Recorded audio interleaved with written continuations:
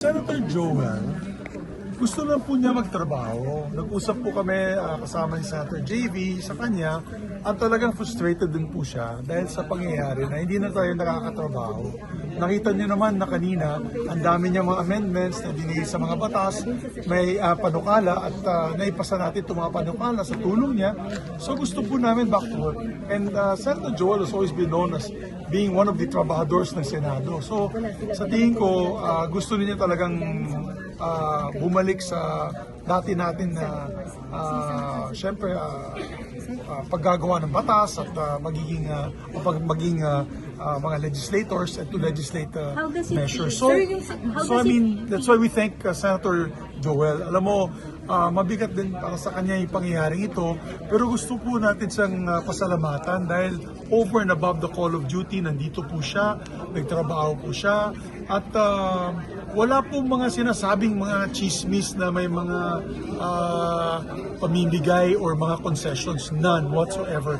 We just want to thank him for his love for country, love for the Senate, at napapasalamat po kami sa kanya. Sir, sabi po ni Senator Cayetano kasi alam naman daw kung paano ito nakuha, may panunuhol, pananakot, pressure. Wala namang katotohanan yun. You know, contrary to what his opinion is, marami po sa ating mga kasamahan na gusto na lang bumalik sa trabaho. Diba? So, there might even be more in the future to join our group dahil sa frustrations na napangyayaring itong last 1 month. So, itong no-show how does it feel, sir, na seatmate nyo, kabloke nyo yung Somelio ng 13? Alam mo, actually, naging emotional po ako nung isang araw and I sent him a video message thanking him for his dedication to the Senate and to the country.